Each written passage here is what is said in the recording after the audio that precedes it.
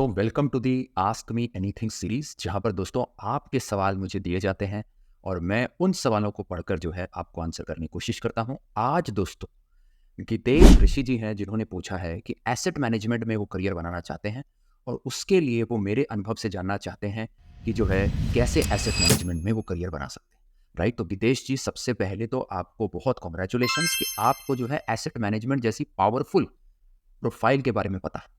Right, आज मैं ना केवल आपको बताऊंगा कि ये पावरफुल प्रोफाइल में क्या होता है, बट आप कैसे इसमें दिशा बनाकर इसको नेल कर सकते हैं वो भी आपको बताऊंगा। तो प्लीज इस पूरे सेशन को ध्यान से सुनिए, ना केवल गीतेश जी जिन्होंने सवाल पूछा है, बट जो भी एसेट मैनेजमेंट के अंदर, फाइनेंस के अंदर अपना करियर बनाना चाहते हैं। आज हम पूरा एंड टू एंड में आपको वॉक थ्रू दूंगा कि ये प्रोफाइल है क्या, इसमें करियर कैसे बनता है और क्या चीजों का आपको ध्यान देना है ताकि आप इसमें करियर बना सकें। राइट, तो सबसे पहले शुरुआत करते हैं दोस्तों कि एसेट मैनेजमेंट है क्या। ये सुनने में तो बड़ा अच्छा लग रहा है, एसेट्स हैं, मैनेज करना है, क्या होता क्या है। तो दोस्तों एकदम सिंपल समझिए कि दो टाइप के लोग हैं दोस्तों। एक जिनके पास बहुत पैसा है और एक जिनके पास समय और काबिलियत है। अब जिनके पास बहुत पैसा है उनके पास समय कम है, तो वो क्या करते हैं, वो बोलते हैं भाई कि मेरा जो है पैसा ले लो, इसको यार मैनेज करके ग्रो कर लो। मेरे पास समय है नहीं कि मैं अब देखता रहूं कि कहाँ डालें कहाँ नहीं डालें एटसेट्रा। मेरे पास एक्सपर्टीज भी कम है और साथ ही साथ यार जो है मेरे पास समय की भी कमी है, क्योंकि मैं तो पैसा कमाने में बिजी हूँ। मेरे पास जो है फैक्ट्रियां चल रही हैं, मुझे या तो अपने जॉब पे जाना है या मैं कहीं का बड़ा सीईओ हूँ एटसेट्रा, तो मेरे पास समय की कमी है। अब किसी के पास अगर अनुभव है और समय है, तो वो मेरा जो है एसेट को मैनेज करके बड़ा करे। तो जो कंपनियां, जो इंडिविजुअल्स, जो एंटरप्राइज ये काम करके देते हैं, मतलब जिनके पास पैसा है उनसे पैसा लेकर उनका पैसा ऐसी जगह लगाते हैं अपने अनुभव, अपने दिमाग से, ताकि उनका पैसा बढ़ पाए, इसको बोलते हैं एसेट मैनेजमेंट। एकदम सिंपल। अब ये अलग अलग नाम से भी जाना जाता है। एसेट मैनेजमेंट को कहीं पर आप जब जॉब प्रोफाइल्स देख रहे होंगे तो पोर्टफोलियो मैनेजमेंट भी बोलते हैं।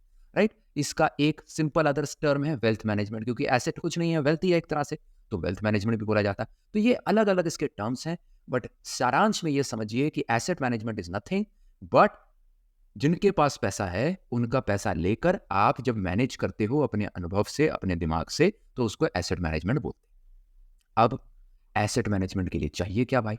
बहुत सिंपल कि सर एसेट मैनेजमेंट देख के तो सुंदर लग रहा है, अच्छा लग रहा है सर, और जो है इसमें अलग अलग जगह हम पैसे लगा सकते हैं। मेरे पास तो सर कम ही पैसे होंगे लगाने के लिए, तो अगर मुझे बहुत सारे क्लाइंट्स और इन्वेस्टर्स पैसा दे दें तो एक बड़ा पूल बन सकता है। उस पूल को बढ़ाने में ज़्यादा मजा आएगा, क्योंकि जो है पैसा पैसे को खींचते हैं, जितना बड़ा पूल होगा उतनी अच्छी अपॉर्चुनिटीज पे आप निवेश कर पाएंगे। राइट, तो अब है कि इसमें चाहिए क्या।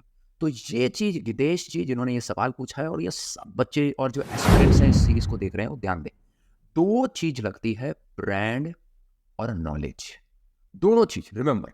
और इसमें एक चीज जो बहुत इंपॉर्टेंट आपको ध्यान देनी है कि ब्रांड पहले, नॉलेज बाद में। बहुत लोगों को ये गुमान होता है कि हमको लगता है यार कि हमारे पास तो बहुत, यार मैं तो बहुत 15 साल से जो है काम कर रहा हूँ एसेट मैनेजमेंट में, क्या ही सीएफए या क्या ही कोई और ब्रांड मुझे लेने की जरूरत है, मेरे पास तो अनुभव इतना है। तो दोस्त, आपका अनुभव तो तब पता लगेगा जब आपका ब्रांड कंज्यूमर को पता होगा। क्यों? सोच के देखिए। जैसे मान लीजिए मैं फिल्म इंडस्ट्री में बहुत अच्छा कलाकार, जैसे मनोज बाजपेयी, आप सब मनोज बाजपेयी को जानते हैं, बहुत अच्छी एक्टिंग करते हैं। वो कितना टाइम उन्होंने इंडस्ट्री में दिया, तब जाके आज जो है उनको थोड़ी अच्छी मूवीज मिल रही हैं, सब कुछ मिल रहा है। वो कितने सालों तक उन्होंने थिएटर किया। सेम अनुपम खेर की स्टोरी है, कितने सालों तक उन्होंने थिएटर किया, फिर जो है जाकर के किसी ने उनको चांस दिया। तो हेंस, चूंकि अनुपम खेर, नवाजुद्दीन सिद्दीकी, मनोज बाजपेयी ऐसे नाम हैं जिनका एक्सपीरियंस, जिनका स्किल सेट्स तो बहुत था, बट चूंकि ब्रांड नहीं था, वो खान, कपूर, मल्होत्रा इन परिवारों से नहीं आते थे, तो इनको अपना नाम बनाने में बहुत समय लगा। क्योंकि दोस्तों हमेशा ब्रांड पहले आता है और एक्सपीरियंस उसके बाद में आता है। मैं आपको अपना अनुभव बताता हूं। मुझे हमेशा आईआईटी खड़गपुर में जब मैं गया, तो मुझे एक चीज, सबको, और ना केवल मुझे बट हम सारे बच्चे जो जाते हैं ना आईआईटीज, उनको एक चीज का बहुत अच्छा अनुभव हो जाता है कि जो बाहर से बच्चे आते हैं, दूसरे कॉलेजों से बच्चे आते हैं वहां पर अलग अलग कॉम्पिटिशन्स करने के लिए, उनका स्किल सेट देखकर हम लोग को ये समझ आ जाता है कि भाई इस आईआईटी की चार दीवारी के बाहर भी जो बच्चे हैं उनमें बहुत अच्छी काबिलियत है। बट दोस्तों प्रॉब्लम क्या है, आपको भी पता है, जितनी हाई पेइंग जॉब्स होती हैं वो सब आईआईटी, आईएम्स एक्सेट्रा में लग जाती हैं। इवन दो इन इंस्टीट्यूट्स के बाहर भी जो बच्चे हैं वो बहुत अच्छा स्किल सेट्स या हुनर रखते हैं। क्या रीजन है? रीजन सिंपल है दोस्तों कि ब्रांड कम्स फर्स्ट। दुनिया में सबसे पहले आप ब्रांड को ट्रस्ट करते हो, उसके बाद नॉलेज उसके बाद आती है। तो ये अब आपको ध्यान देना है कि सिमिलरली अगर आपको एसेट मैनेजमेंट में भी बनाना है, अपना वर्चस्व बनाना है या अपना करियर बनाना है, तो आपको ब्रांड लगेगा और फिर नॉलेज बेस लगेगी। ब्रांड क्यों लगेगा? क्योंकि जब आप क्लाइंट के पास जाएंगे, इन्वेस्टर के पास जाएंगे, right, high net worth individuals, HNI बोलते हैं, UHNI बोलते हैं, ultra high net worth individuals, when you will go to them and ask them for money and tell them कि सर मेरे पास तो बहुत अनुभव है, they will not trust you because of fundamental reason, brand comes first.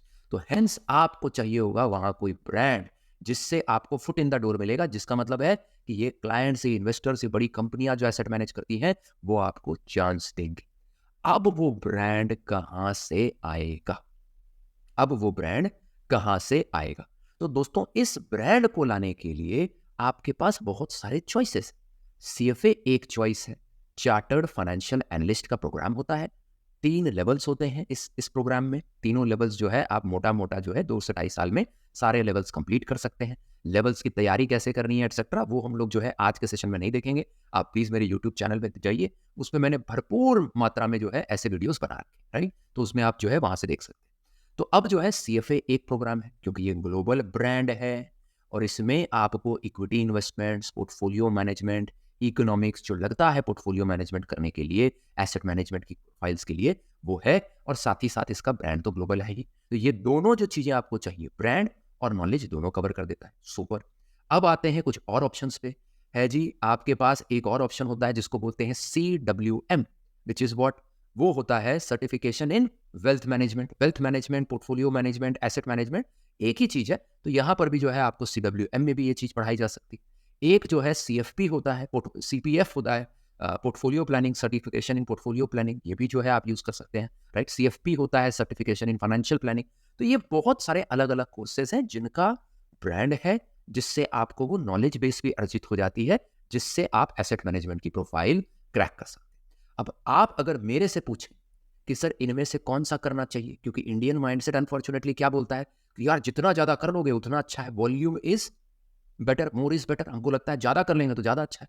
पर दोस्तों यहां ध्यान दीजिए, अब वो जमाना लग गया जहां हम 10-10 कोर्सेज करते थे और जो है एक एवरेज स्टूडेंट की तरह आगे बढ़ते थे। अब आपको चंद सब्जेक्ट्स उठाने हैं या चंद कोर्सेज उठाने और उसको मचा देना। क्यों? क्योंकि ये सारे कोर्सेज लॉट ऑफ ग्राइंड खोजते हैं, मतलब आपको काफी पढ़ाई करनी पड़ेगी इसके लिए। दूसरा, इसमें पैसे भी लगेंगे और एफर्ट तो लगेगा। एंड हेंस आप अगर टाइम, एनर्जी और मनी देखें तो इन सब सर्टिफिकेशंस में अच्छी मात्रा में लगता है। कोई भी जो है हजारों रुपए में नहीं होगा, आपका 2-3 लाख रुपए तो मिनिमम लगेगा।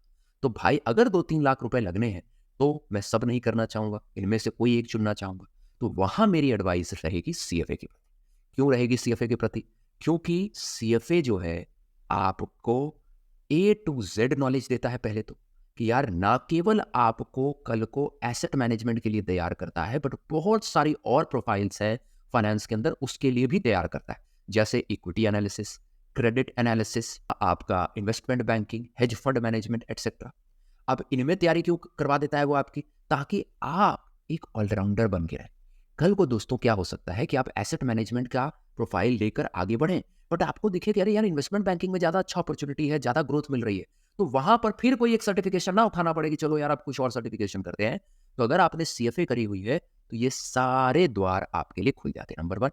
और नंबर 2 जो ज्यादा इंपॉर्टेंट है नंबर 1 से, कि यार CFA का ब्रांड जो है वो गोल्ड स्टैंडर्ड है वर्ल्ड ऑफ फाइनेंस में। मतलब कि ये सारे जितने हमने सर्टिफिकेशन बात की, CWM या हमने बात की CPF, CFP एटसेट्रा, ये सारे जो बाकी सर्टिफिकेशन है दोस्त, इनका जो ब्रांड वैल्यू है वो CFA से कई गुना कम है, राइट? तो हेंस अगर हम ब्रांड और नॉलेज बेस दोनों की बात करें तो CFA इसमें बहुत ऊपर स्कोर करता है as compared to others. And hence अगर मैं आपकी जगह होता और मुझे एक चॉइस लेनी होती कि यार किसमें मैं तैयारी करूं या किसमें अपना जो है समय, पैसा और ऊर्जा डालूं, टाइम, मनी एंड एनर्जी डालूं, तो मैं CFA में डालता। आपने इसी में, राइट, कि देश जी एक और सवाल पूछा था कि सर FRM भी करना चाहिए, क्यों नहीं करना चाहिए एटसेट्रा। तो दोस्त FRM के फुल फॉर्म में ही इसका आंसर छुपा हुआ है। FRM का फुल फॉर्म है फाइनेंशियल रिस्क मैनेजमेंट। ये उस आपको रिस्क मैनेजमेंट प्रोफाइल्स के लिए तैयार करती है। रिस्क मैनेजमेंट प्रोफाइल क्या होती है? जहां पर कि क्लाइंट्स के बहुत सारे कारोबार होते हैं, एक्सपोर्ट का, इंपोर्ट का, वो ट्रेडिंग कर रहा होता है, डेरिवेटिव्स के प्रोडक्ट होते हैं उसके पास, बहुत सारी चीजों पे उसमें रिस्क लिया होता है। और रिस्क मैनेजर जो है ऑप्टिमाइज करके देता है कि आपका ओवरऑल रिस्क कैसे रिड्यूस हो, राइट? तो एसेट मैनेजमेंट अगर आपको प्रोफाइल में जाना है तो CFA is the best choice rather than going into any of the others including FI, right? तो in summary for everything friends, आज हमने देखा कि एसेट मैनेजमेंट कैसी एक बहुत ही पावरफुल प्रोफाइल है जो अलग अलग नामों से जानी जाती है, जिसमें आपको हुमंगस ग्रोथ मिलती है, क्योंकि आप जब क्लाइंट का पैसा बढ़ाते हैं तो उस बढ़ाने से जो आपको एक कमीशन मिलता है वो आपका एक इंसेंटिव, एक सैलरी का हिस्सा होता है जो काफ़ी बड़ा हो सकता है अगर आप अच्छे से एसेट मैनेज करें, राइट? बट इसमें हमने एक चीज़ देखी कि इस प्रोफाइल के लिए ब्रांड और नॉलेज बेस दोनों लगती है, जहाँ की brand is much much bigger than knowledge, right? Because of reasons which I highlighted. And hence, for these reasons, CFA scores very highly on the SIG. I hope this gave you a lot of clarity, Gitesh, and everyone who watched this video. In case, friends, you too have any queries, please, the link to the query form, free CFA mentorship form, is given in the link in the description as well as the first link of the comment. आप please उसको click करिए और अपनी queries मुझ तक भेजिए. I will ensure 101% that in the coming videos जितना मेरा अनुभव है, मेरा डायरेक्ट अनुभव प्लस मेरे स्टूडेंट्स को, जो मैंने हजारों स्टूडेंट्स को पढ़ाया है, उनका अनुभव, मेरे पीयर ग्रुप और फ्रेंड्स का अनुभव, उससे जो है मैं आपको लेटेस्ट जो फाइनेंशियल वर्ल्ड में है उसके थ्रू गाइड करने की कोशिश करूंगा ताकि आप सही पथ पर अग्रसर हो. In case you want to enrol for our lecture series, again the link to the same is given in the description. आप वहां क्लिक करके डेमोन्स्ट्रेशंस देख सकते हैं और वहां से जो है बहुत आसानी से और बहुत ही नॉमिनल प्राइस में CFA लेवल 1 के लेक्चर सीरीज को एनरोल करके you can quickly get start. So thank you so much, friends. I will see you in another video with another interesting question which would be sent by you, right? Which I will answer through my experiences. Till then, friends, keep learning, keep shining. Bye-bye. Take care.